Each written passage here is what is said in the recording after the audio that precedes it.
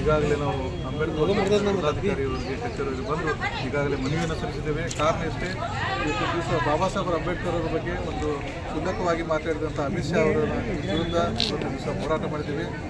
ಯಾಕಂದರೆ ಬಾಬಾ ಸಾಹೇಬ್ ಬರೆದಂಥ ಸಂವಿಧಾನ ಇಡೀ ಇದು ನಮ್ಮ ದೇಶ ಎಲ್ಲ ಇಡೀ ಪ್ರಪಂಚನ ಒಪ್ಕೊತೇನೆ. ಆ ಪ್ರಪಂಚ ಹೊತ್ಕೊಂಡ ಒಂದು ಸನ್ನಿವೇಶದಲ್ಲಿ ಬ್ರಾಹ್ಮಣಶಾಹಿ ಅದಲ್ಲ, ಬಾಬಾ ಸಾಹೇಬ್ ಎಲ್ಲರೂ ಹೇಳ್ತಾರೆ ಬಾಬಾ ಸಾಹೇಬ್ ಅನ್ನೋಕ್ಕಿಂತ ದೇವ್ರು ಅನ್ನೋದ್ರೆ ಇನ್ನೂ ಎಷ್ಟು ಉದ್ಧಾರ ಆಗ್ತೈತೆ ಅನ್ನೋ ಒಂದು ವಿಚಾರ ಇವತ್ತು ದಿವಸ ಅಧಿವೇಶನದಲ್ಲಿ ಹೇಳಿದ್ದಾನೆ. ಅದಕ್ಕೆ ಈ ಒಂದು ಕ್ಷುಲ್ಲಕ ಕಾರಣ ಇಟ್ಕೊಂಡು ಅವ್ರ ವಿರುದ್ಧ ನಾವು ಖಂಡಿಸ್ತಾ ಇದ್ದೀವಿ. ಕಾರಣ ಅಷ್ಟೇ, ಇವತ್ತು ಅಮಿತ್ ಶಾ ಅವರು ಹಿಂದೆ ಒಬ್ಬ ರೌಡಿ ಶೀಟ್ರು ಕೆಟ್ಟ ಗುಂಡ ಅವನು. ಆ ಒಂದು ಗುಂಡ ಒಂದು ಕಾಯ್ದೆಯಲ್ಲಿ ಬಾಬಾ ಸಾಹೇಬ್ ಬಂದಂಥ ಸಂವಿಧಾನ ಅಡಿಯಲ್ಲಿ ದಿವಸ ಅವರು ವಾಪಸ್ ಬಂದಿದ್ದಾರೆ.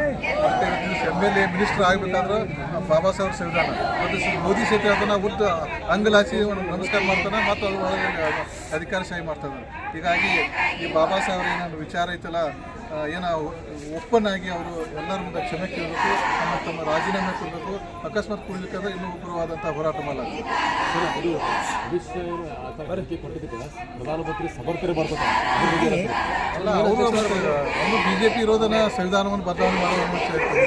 ಅವನು ಅವ್ರ ಬಗ್ಗೆ ಸಮರ್ಥನೆ ಮಾಡೋದು, ಅವನು ನಿಜವಾಗ್ಲೂ ಪ್ರಧಾನಮಂತ್ರಿ ಹುದ್ದೆ ಮುಂದುವರಲಿಕ್ಕೆ ಸಹಿತ ನೈತಿಕತೆ ಹಾಕಿಲ್ಲ ಅವರು. ಯಾಕಂದ್ರೆ ತಮ್ಮ BJP ಸರ್ಕಾರವನ್ನು ತಾನು ಉಳಿಸ್ಕೊಳ್ಳೋಕ್ಕೆ ಇದನ್ನು ಮಾಡಿದ್ರು. ಸಿದ್ದರಾಮಯ್ಯ DSS ಜಿಲ್ಲಾ ಸಂಚಾಲಕರು ವಿಜಯಪುರ.